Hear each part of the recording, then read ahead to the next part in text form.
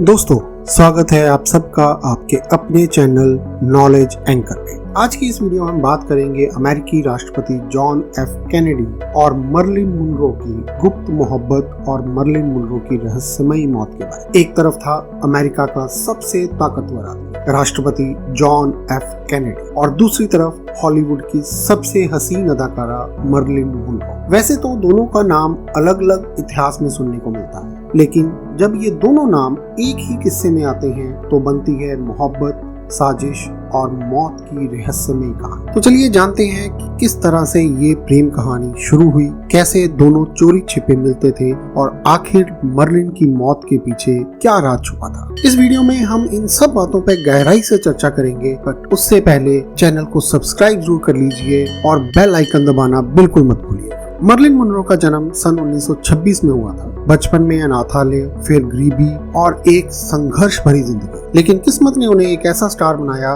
कि उसके दीवाने अमेरिका से यूरोप तक थे। मर्लिन मुनरो की फिल्मों में मस्ती, रोमांस और उनका बोल्ड अंदाज दर्शकों को पागल बना देता था। उनके क्यूट एक्सप्रेशंस, डांस और बोल्ड कपड़ों ने उन्हें 1950 के दशक की सबसे ग्लैमरस हीरोइन बना दिया था। लेकिन दोस्तों, इस चमक धमक के पीछे छुपा था अकेलापन। मर्लिन मुनरो की 3 शादियां नाकाम रही थी, असफल रिश्ते और दोस्तों से धोखा। ऐसे में मर्लिन को जरूरत थी किसी सच्चे प्यार की, और तभी उनकी जिंदगी में आए राष्ट्रपति जॉन एफ कैनेडी। कहा जाता है कि सन 1961 की एक खास पार्टी में मर्लिन और कैनेडी की पहली मुलाकात हुई थी। कैनेडी उस वक्त अमेरिका के राष्ट्रपति थे और पहले से शादीशुदा। मर्लिन मुनरो ने उस पार्टी में अपने हुस्न से सबको हैरान कर दिया। कैनेडी की नजरें बार बार मर्लिन पर टिक गई। इसके बाद दोनों के बीच चोरी छिपे मुलाकातों का सिलसिला शुरू हुआ और व्हाइट हाउस की सीक्रेट डायरीज बताती हैं कि मर्लिन को कई बार सीक्रेटली व्हाइट हाउस में बुलाया गया था, जहां दोनों के बीच गुप्त डेट्स होती थी। कुछ रिपोर्ट्स तो यहाँ तक कहती हैं कि मर्लिन कैनेडी से इतनी मोहब्बत करने लगी थी कि उन्होंने अपनी डायरी में कैनेडी के साथ शादी करने का सपना भी लिखा था। और बात है 19 मई सन 1962 की,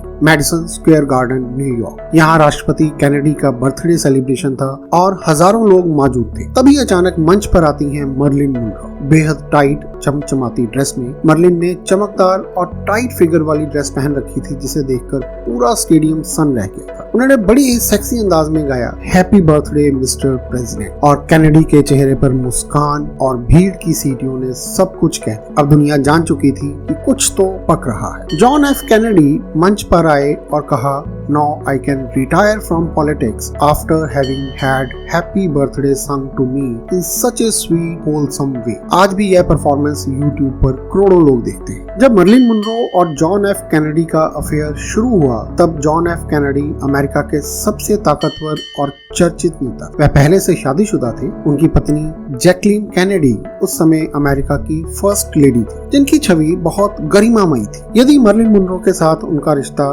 सार्वजनिक हो जाता तो यह भयंकर राजनीतिक स्कैंडल बन जाता। उनकी राष्ट्रपति पद की साख को जबरदस्त चोट पहुंचती और विपक्ष को हमला करने का बहुत बड़ा मुद्दा मिल जाता। इसलिए व्हाइट हाउस के सलाहकारों और खुद कैनेडी के परिवार ने जॉन एफ कैनेडी को सलाह दी कि वह तुरंत यह रिश्ता खत्म कर दे। कई जीवनीकारों और पत्रकारों के अनुसार यह रिश्ता एक अल्पकालिक अफेयर था। जॉन एफ कैनेडी के लिए यह एक कैजुअल फ्लिंग था, जबकि मर्लिन मुनरो इस रिश्ते को भावनात्मक गहराई से ले रही थी। जॉन एफ कैनेडी ने जल्द ही उनसे दूरी बना ली, क्योंकि वह राष्ट्रपति पद पर थे और मर्लिन का सार्वजनिक व्यक्तित्व उनके लिए खतरा बन सकता था। और दोस्तों, अब आता है कहानी में खतरनाक मोड़। 4 अगस्त 1962 की रात मर्लिन मुनरो अपने लॉस एंजलिस स्थित घर में अकेली थी। उनका निजी नौकर यूनिस मरे, फोटोग्राफर और मनोचिकित्सक उनके संपर्क में थे। 5 अगस्त की सुबह 3 बजे के आसपास उनकी नौकरानी ने दरवाजा खटखटाया, लेकिन कोई जवाब नहीं मिला। खिड़की से झांक कर देखा गया तो मर्लिन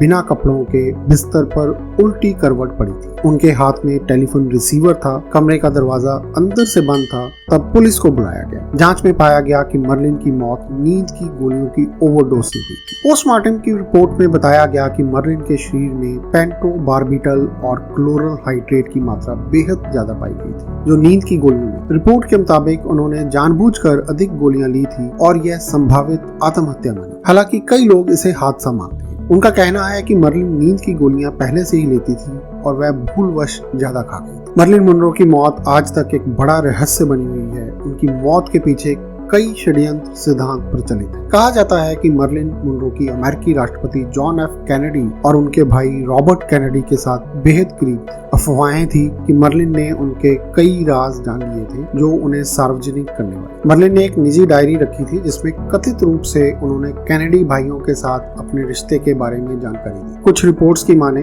तो उनके अनुसार उन्होंने सरकार के गोपनीय राज जैसे क्यूबा संकट, परमाणु परीक्षण आदि की बातें भी सुनी थी और उन्हें डायरी में लिखा था। यही डायरी उनकी मौत के बाद गायब हो गई। इससे यह शक और गहरा गया कि कहीं उनकी हत्या इसलिए तो नहीं हुई ताकि वह कोई राज उजागर ना कर सके।